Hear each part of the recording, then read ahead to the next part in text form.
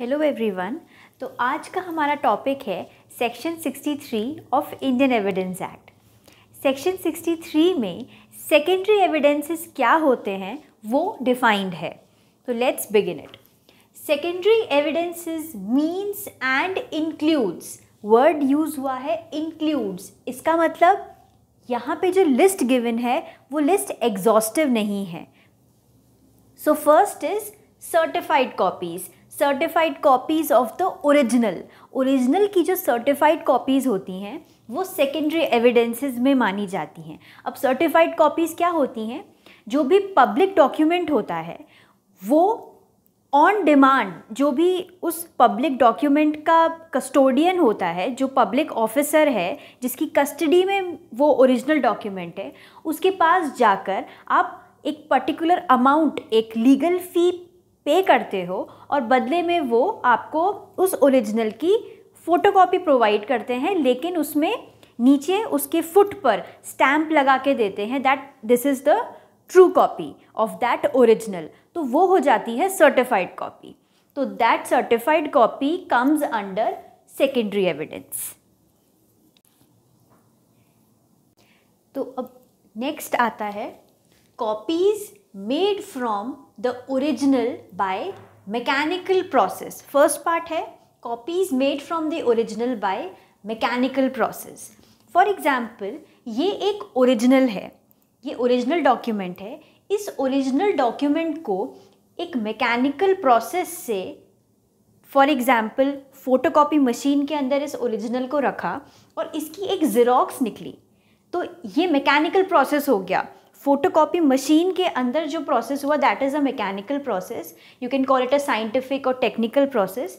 इस प्रोसेस से जो कॉपी फॉर्म हुई है, ये कॉपी इस ओरिजिनल की सेकेंडरी एविडेंस ट्रीट की जाएगी।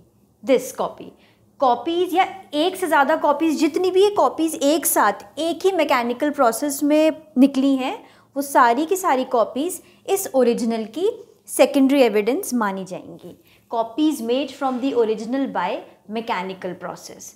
नेक्स्ट पार्ट है copies compared with such copies. Such copies मतलब इस मैकेनिकल प्रोसेस से जो कॉपीज़ बनी हैं, ये सच कॉपीज़ उन कॉपीज़ की बात कर रहा है। मतलब फॉर एग्जाम्पल ये कॉपीज़ पहले से बन चुकी हैं, ये कॉपीज़ इस ओरिजिनल की सेकेंडरी एविडेंस हो गई। अब कोई बहुत पहले एक इसी ओरिजिनल की कोई कॉपी हमारे पास रखी हुई थी, तो इस कॉपी को अगर हम इन कॉपीज़ से कंपेयर करेंगे, कंपेयर करना मतलब ये चेक करेंगे कि पेज वाइज सारा कंटेंट सेम है या नहीं।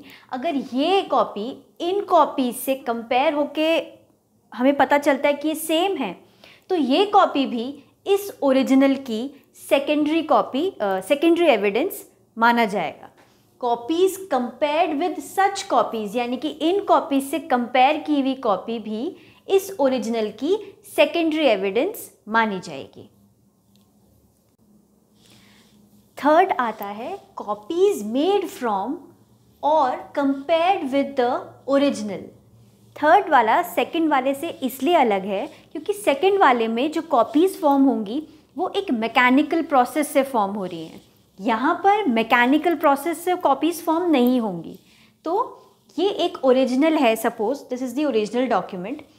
इसका एक हैंड रिटन रिकॉर्ड फॉर्म हुआ, ट्रांसक्रिप्ट जिसको हम कहते हैं, कि इसको देखकर आपने अपनी हैंड राइटिंग में उसे जॉट डाउन किया।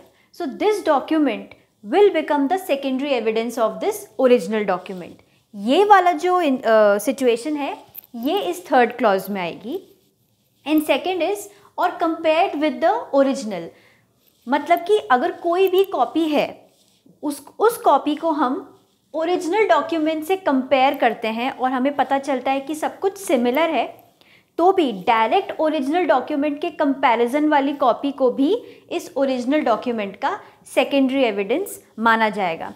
इससे पहले वाले में हमने जो उस ओरिजिनल डॉक्यूमेंट की कॉपीज़ थी, उस कॉपी से जो एक कॉपी थी उसे कंपेयर किया गया था, वो सेकंड वाले में था। इस वाले में इस कॉपी को हम डायरेक्टली ओरिजिनल से ही कंपेयर कर रहे हैं। अब हम बात करते हैं क्लॉज 4 की। क्लॉज 4 डील करता है काउंटर पार्ट्स से। अब पहले समझते हैं काउंटर पार्ट्स क्या होते हैं। सपोज़ ये दो डॉक्यूमेंट्स हैं जो एग्जैक्टली सेम हैं, ये दोनों ही ओरिजिनल डॉक्यूमेंट्स हैं। अब एक ओरिजिनल डॉक्यूमेंट पर ए ने साइन किया और दूसरे ओरिजिनल पर बी ने साइन किया। ए और बी ने एक कॉन्ट्रैक्ट बनाया था जिसमें एक ओरिजिनल पे ए ने साइन करा और एक ओरिजिनल पे बी ने साइन किया। अब इन दोनों ने इन डॉक्यूमेंट्स को एक्सचेंज कर लिया। ए वाला, ए के साइन वाला बी के पास है, बी के साइन वाला ए के पास है। तो ये दोनों हो जाएंगे एक दूसरे के काउंटर पार्ट्स। तो अब फिलहाल आफ्टर एक्सचेंज सिचुएशन क्या है कि जो डॉक्यूमेंट 2 है, यानी कि ये document 2 is with A. Document 2 जिस पर बी का साइन है वो अभी ए के पास है, और जो डॉक्यूमेंट 1 है ये वाला जिसमें ए का साइन है वो बी के पास है। This is the situation after the exchange.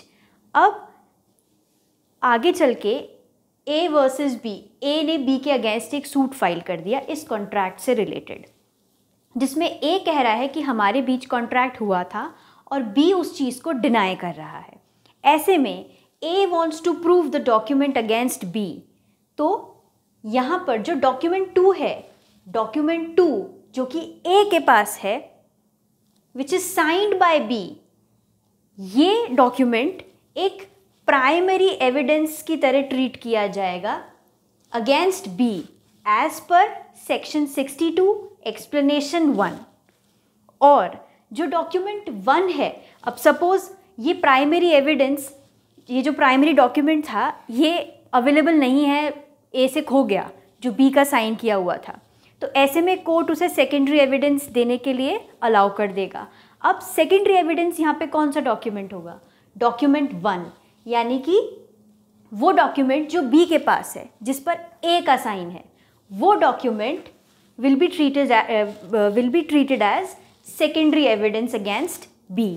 ये है इस क्लॉज 4 में, that is related to the counterparts। तो अब लास्ट आता है oral accounts. Oral accounts of the contents of the original by the person who himself read the original document. अब oral accounts भी जो ओरिजिनल डॉक्यूमेंट होता है उससे रिलेटेड उसके जो कंटेंट्स हैं उसके ओरल स्टेटमेंट्स ही होते हैं जो एक पर्सन देता है जिसने वो ओरिजिनल खुद रीड किया होता है। दिस इज़ द कंडीशन कि वो ओरिजिनल उस पर्सन ने खुद रीड किया है तो ही वो ओरल अकाउंट्स दे सकता है।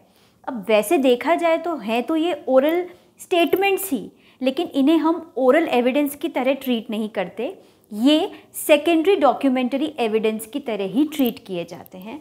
अब जो ये पर्सन है जो ये डॉक्यूमेंट देखता है खुद, वो पर्सन में भी एक रजिस्ट्रार हो सकता है, टाइपिस्ट हो सकता है जिसने कोई पर्टिकुलर डॉक्यूमेंट या कोई डीड बनाई थी, या फिर अटेस्टिंग विटनेसेस हो सकते हैं। ऐसे और भी बहुत सारे एग्जाम्पल्स हैं, ये कुछ एग्जाम्पल्स हैं जो ये पर्सन हो सकता है।